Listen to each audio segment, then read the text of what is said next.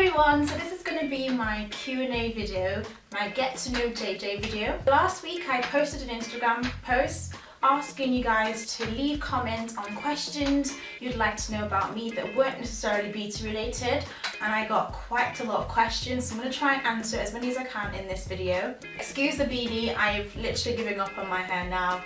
I cannot stand it anymore. I'm going to have it done this weekend, so I'm looking forward to that, but yeah, I just can't deal anymore. Some of the questions I can't get to because it doesn't let me go all the way to the top because it was a week ago, but I will try and answer as many as I can basically. But first off, my name is Jenny, as you should already know. For those who don't know, my name is Jenny and I'm 25 years old. I will be 26 in March, 27th. I currently live in Manchester, currently. Are you still living at home? If so, when do you plan to move and where? Yes, I'm still living at home, as you can see, but I will be moving out. I will be moving to London. The plans keep changing, so I can't give you an exact date or a month because it keeps changing. I've been obviously on the search for flats and flatmates. I did find a flatmate, but now she's pulled out, so I have to find someone else. So like plans keep changing, which is kind of annoying, but I don't want to jinx it or anything because I know I first mentioned it like last year and end of last year saying November, but that didn't happen. So definitely 100% this year I will be moving to London. Biggest challenge you've ever had to overcome? That would probably have to be my fear of public speaking. I have this like, well, I'd probably say had now. I have this sort of like this fear of like speaking out in public because the way I talk really fast. You probably can't tell in my videos, but I talk really fast like I just did right now, and I tend to like stumble like right now, oh my god. I tend to stumble on my words, and I feel like I'll just, if I'm in a crowd of people, I'll just stand there and just freeze and I'll just look stupid. So I've had a thing with like talking in public. I'm actually fine when it comes to singing in public, that's fine, I can sing to a crowd of people. The talking thing I've always had a problem with until last year. I was asked to speak at a women's conference event type thing, and I was honestly like, I was so nervous. But as it went on, I found myself being a lot more comfortable. It's a lot different than filming. People expect you to be like a lot more like outgoing because of like, you know, filming to loads of people, but it's different filming in an empty room to yourself because I'm pretty much filming to myself, even though I know people are watching. But talking to people where you can actually see their faces and their facial expressions, it's a lot more nerve-wracking. But I found that I was a lot more calmer and it actually went well, so I feel like that's probably my biggest challenge. I mean, I wouldn't say I'm like 100% confident now, but I know I'm a lot better than I used to be. What is your occupation besides a beauty blogger? So for those who don't know, I graduated uni, so I'm not in school anymore, I'm not studying. I've graduated and I have a degree in psychology, so I majored in psychology, but I don't tend to use that for anything really. But at the moment I am obviously a YouTuber, I make videos, you know, beauty blogger I guess, beauty vlogger. But also I am a freelance makeup artist, so I do makeup outside of the YouTube thing. I do makeup for weddings, events, birthdays, special occasions, that sort of thing. So that's what I'm doing right now. So those are my two jobs, I guess. As of right now, I am hoping for other opportunities coming up this year, and as time goes on, I don't have a 9 to 5, and I'm so happy that I don't have a 9 to 5 because I am not about that 9 to 5 life. I like being able to sort of plan my own hours, work for myself, because pretty much I am my own boss. I work for myself and I plan my schedule and everything. It's a lot more practical than having to sit on a desk for 8 hours a day in a job that you really hate. I knew that if I did psychology as a career, I would absolutely hate it, and I really hated it at uni as well. I managed to get through it because I just obviously had to finish, but it wasn't for me. When did you start YouTube and what inspired you to start?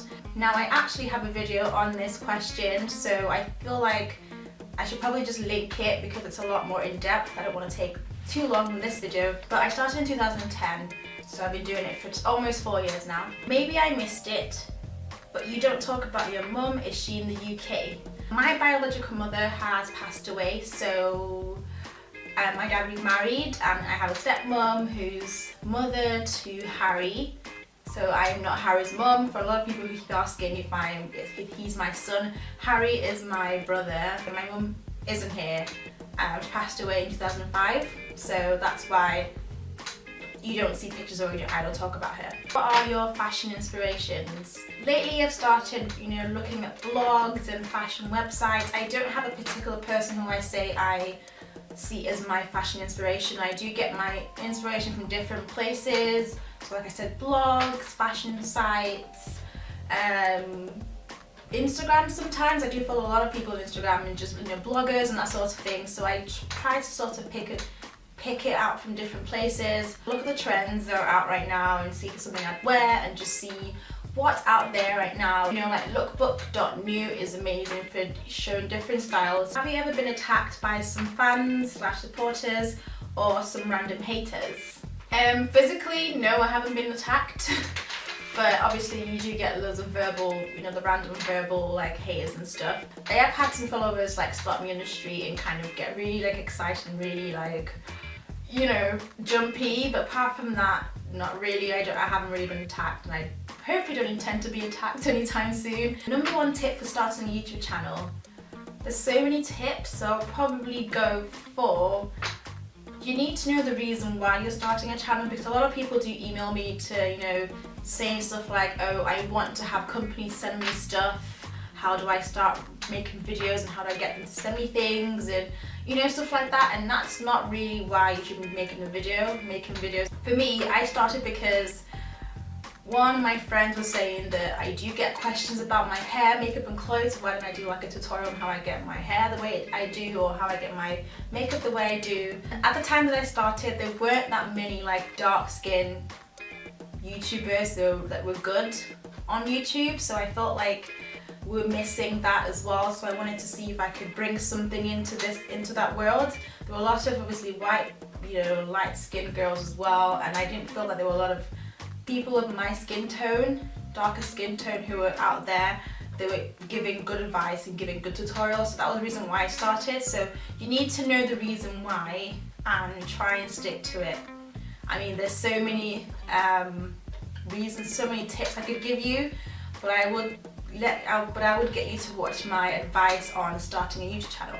Best piece of advice you've ever received and the worst. I have so many because I'm constantly talking to people and getting advice and stuff, but the one that I would probably pick, I'll mention two. The first one is, don't expect people to understand your creativity when God didn't give them your vision.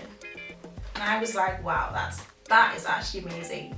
Like, a lot of people sort of criticize and want to sort of fit you in their box and how they think you should live and do your thing, and I feel like not everyone's gonna get you, not everyone's gonna understand you, and obviously everyone's been given a different vision by God, a different path, a different part to play, and how will they understand that when they don't see things the way you do? So I never let people's opinions get to me or people's way of doing things. I know I have my way that works for me, and I know I have a part to play in life. Number one was, no matter the situation, don't let your emotions overpower your intelligence. When you're dealing with a lot of people, especially in social networks, you do get people who want to like push your buttons and want to just get at you and try to pick things that they think would hurt you.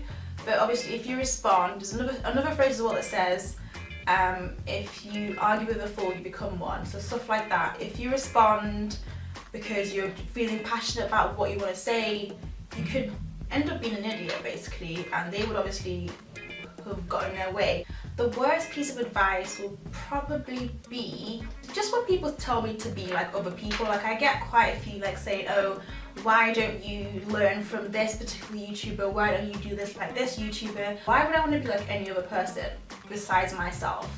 I have been in this life for 25 years and this is how I've been, and why would you want to watch someone that acts exactly like someone else? Like, what's the point? I know we're all in the beauty world, but everyone has a different thing they offer and bring to the table. So why do I want to subscribe to someone who acts like someone else? It just doesn't make sense. So I feel like that's the worst thing to give, because it's so stupid, and like, the best person you could ever play, the best part you can ever play is the role of yourself, and that is the only way you do it to the fullest, because you're being yourself.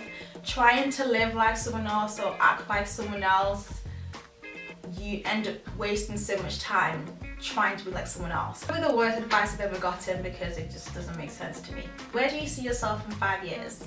I want to see myself traveling internationally as an international makeup artist, doing makeup for different people, for different events, fashion shows, you know, even imported people as well. Like, I want to be able to expand that side, that business. I also want to have already established my brand, so I am looking into creating my own line of cosmetics as well. So in 5 years, I'm hoping to already have, you know, established that, because I wanted to start this last year and there was just a lot of delay. So I'm hoping in 5 years from now, definitely I should have something that's already like out there. Did you and Frenchy break up? So for those who don't know who Frenchy is Adrian. Adrian was the guy in my boyfriend tag video. So a lot of you probably know, probably don't know. But Adrian, aka Frenchy, we decided just it was better that we remain friends, because not for anything to do with him or me or whatever. I feel like at the stage I am now in my life, I am striving to live a God-centered life, and I'm striving to live a life of purpose. So if I was to get into a relationship, it has to be a purpose-driven relationship, and obviously in God's eyes, in God's time. I have been in relationships where I have tried to sort of take control of it and didn't really have God in it, even though I thought that he was. But obviously when that happened, there's always problems, there's always broken hearts, that sort of thing. So I feel like me and A, we're on different wavelengths in terms of that, really. I am striving for that. He's just got different priorities, basically. I love him to death. We had the most amazing time. We always hung out and everything, and we've had loads of memories. But I just feel like, for me, if I'm going to start something, I want to see it to the end, and I want to finish it. I'm not one to casually date and casually just get with people for no reason whatsoever. I don't believe in trying and testing to find who you really want, or who you know, that sort of thing. I feel it's such a waste of time. I'm not about that life anymore. So as much as he was like amazing in every possible way, it all comes down to having a guy or having a man who's after God's own heart. And if that's not there, and if God is not the center of your life or your relationships, then it's not going to work. And I can say this because I have been there. So me and A are friends, and he's a pretty busy guy right now. That's the story in Balamori. So I'm all about purpose. The key words: purpose-driven and Christ-centered. What makes you happy? Being around friends and family who care and who let you be yourself, because sometimes the YouTube world can make you forget who you are and make you want to conform to how people live their lives. It's very, very difficult, and that's one thing, I guess that's another challenge as well that we had to go through. And I feel like I'm happy where I am. I'm happy that I haven't so much changed as a person in terms of my moral standings, but I've changed, I've grown, I've gotten to know myself a lot more since being on YouTube, since being exposed to the public. Also reaching out to you guys and helping you guys in whatever form. I like receiving emails and comments about how it's inspired them, or how they watch me, or since they've started watching, they've done this, or they look a lot better, or they've learnt these things. And it's just a nice feeling to know that it's not all in vain, and I'm doing some sort of service to you guys, and it's just a nice reassuring feeling. How do you stay so positive with all the hater-aide that goes on YouTube? Well, it's true, there is a lot of hate and negativity on YouTube as well, and also on social networks, and it's really sad, because it seems like there's some sort of competition going on that people don't want to admit. People should be like encouraging each other. Us women in the same industry should try and encourage and support, but it just feels like there's a lot of hate. I tend to stay away from drama when it comes to like YouTuber on YouTuber fights or guru fights. It just feels like it's so silly.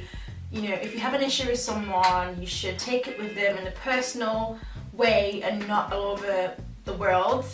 When it comes to people, you know, on me, like random viewers and stuff, I always try to remember what I'm here for. And the fact that I've been doing this for 3 years now, I'm pretty much used to whatever people try and throw at me. I've also realised that obviously you're not going to please everybody, it's just impossible. You could be doing the most innocent, the most helpful thing in the world, but there will be people who just cannot stand it. They just want to press your buttons and pick on things that they feel like will get at you and try and expose things that you might not be happy about, or insecurities or shortcomings. If you were spending more time busy with your life, busy trying to improve yourself and improve your business and stuff like that, you would not have time to criticize people. I feel like these people have a lot of time on their hands and just won't amount to anything. So it seems that negativity and drama is seems a lot more fun and popular than praising someone for what they've achieved. People who do that obviously have issues with themselves, and they're trying to deflect that from themselves to others, and it's something that, you know, I pray that they get over and get through, but I don't let that hinder my own blessings or my own journey. There was a question. It's my father. Hi, Dad. Hi.